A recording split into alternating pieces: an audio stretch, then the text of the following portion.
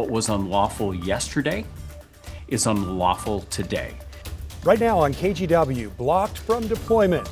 A federal judge rules against the Trump administration's attempts to deploy the National Guard to Portland.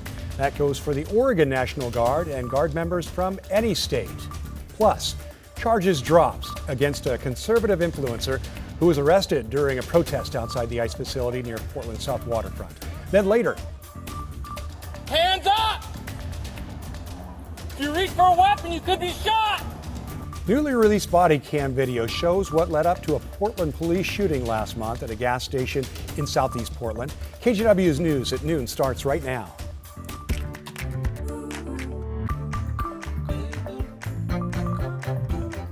And if you look at what has happened in Portland, Oregon, for more than 100 nights, I was talking to our law enforcement team about it this morning, for more than 100 days, night after night after night, the ICE facility has been really under siege.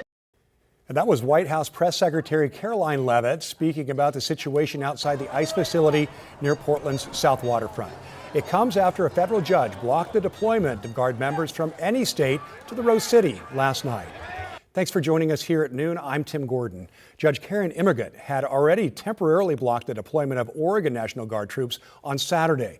We know that roughly 100 California National Guard troops had already arrived at Camp Withicum in Happy Valley, and another 99 troops were on their way to Oregon yesterday.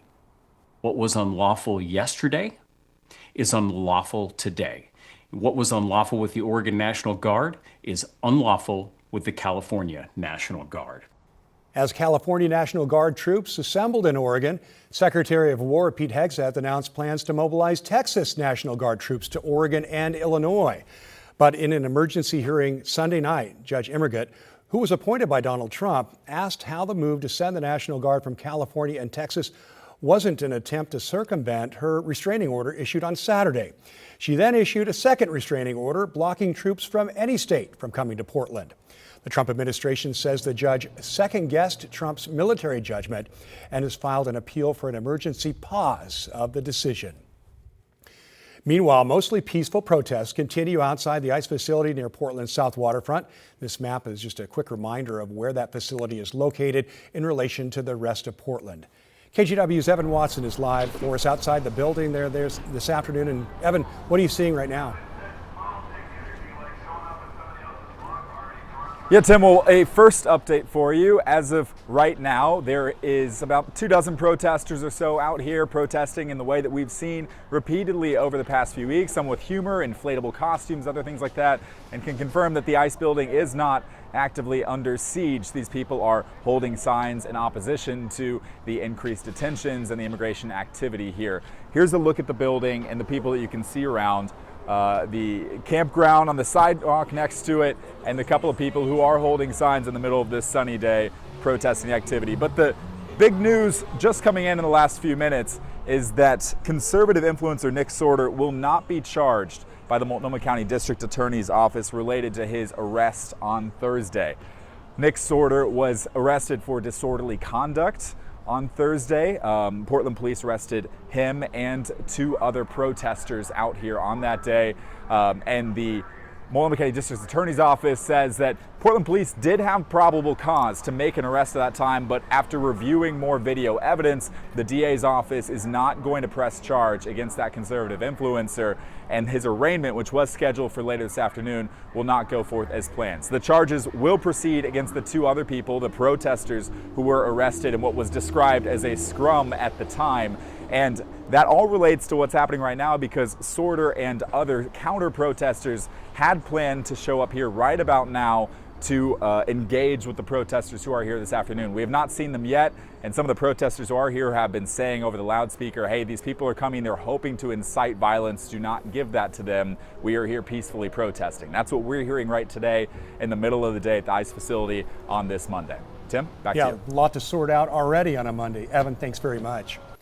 There were also protests there in South Portland all weekend. A demonstration on Saturday morning began with a rally at a march that led protesters to the ICE facility. KGW's Jake Holter was there. I think a lot of people are very scared. A lot of people are very nervous. sending the military after your own citizens is an egregious act. Holly Brown helped organize Saturday's anti-ICE protest, which kicked off at Elizabeth Carruthers Park, and says she has been protesting down at the ICE facility many times over the last few months. The people protesting at ICE are completely peaceful. There are people who are going out there to stand up for their immigrant neighbors, and they are being painted in some press outlets and by Donald Trump as agitators, as people who don't belong here, who are causing violence, and nothing could be further from the truth. FBI data released Thursday claims they've made 128 arrests since June 9th, but KGW has found that many taken into custody aren't formally charged. Those who have been charged are facing penalties for trespassing all the way up to assault on a federal officer. What do you make of the current characterization of Portland as a sort of war-ravaged place? If this is war-ravaged, boy, there's a lot of people in the world that want to be here. We say fight back! Protesters then marched down to the ICE facility from the park, but were quickly met with force from federal agents. Holly Brown, who we'd interviewed earlier, stepped over the blue line on the ground marking federal property and was seemingly detained by federal agents, as you can see here, along with what looked like at least 2 other people. Moments later, agents deployed tear gas and mace. We also photographed someone who says he was hit by a pepper ball. Much of the crowd dispersed in the immediate aftermath, and KGW did not witness any violence coming from the side of the protesters. Am I surprised that these fragile men with their big guns and stuff are sitting out here getting joy from shooting civilians? No. Jake Holter, KGW News. And Portland police say they arrested 2 more people near the ICE facility last night. The first happened around 8 o'clock after someone reported being harassed. The second happened shortly before 10:30 after reports of an assault. Officers responded and said they found a victim with non-life-threatening injuries. There have now been a total of 149 arrests at or near the ICE facility since June.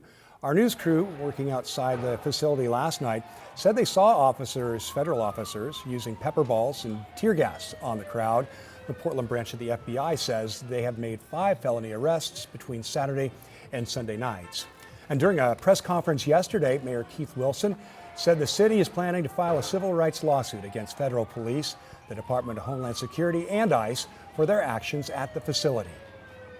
Indiscriminate use of impact munitions to disperse an otherwise peaceful crowd, indiscriminately discharging pepper spray. We saw a sniper on the roof of the ICE facility. This is not what we typically look at in crowd control or peaceful protests. This is an aggressive approach trying to inflame a situation that has otherwise been peaceful.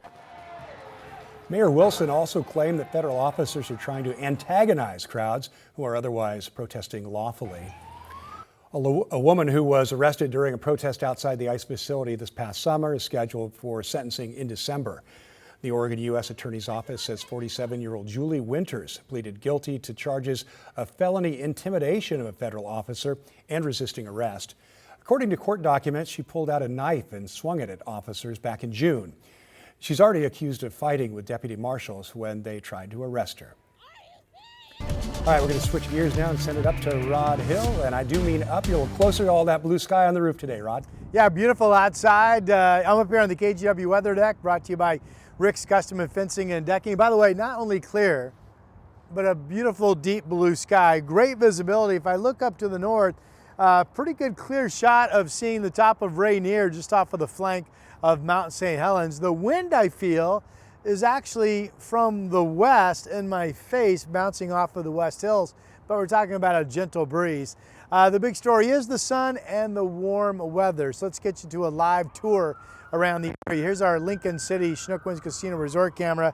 Overall, it is an east wind flow, and that is producing the perfectly clear skies that we're seeing, and temperatures outside are warming up nicely as well. I am going to need my director, Mr. Chris Paz, to click the buttons for me. 71 degrees, and that is at the coast right now. I think that's warmer than what Portland is. We're going to find out here in a moment. Let's go to the next live camera. This one, I believe, is, no, I'm going to check out winds real quick. My bad.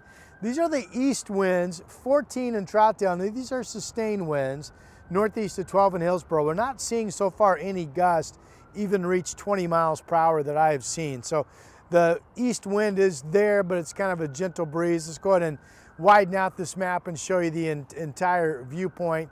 Again, nobody really reporting anything overly windy. I mean, one of the stronger winds would be the northeast wind at Tillamook, at 18 miles per hour. Now back to some of the live cameras. Here comes Salem, a clear sky, 69. Remember, Lincoln City was 70.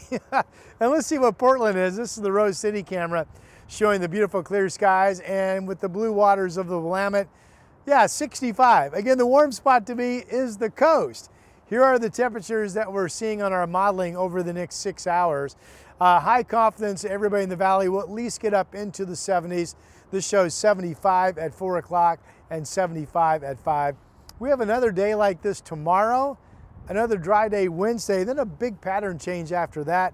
And Tim will talk about that in my complete 7-day forecast. Let's go ahead and go back inside for now. All right, Rod, thanks very much. Police say one man died after an assault last night downtown. Right around 9 o'clock, officers arrived at the hospital to assist with a medical call.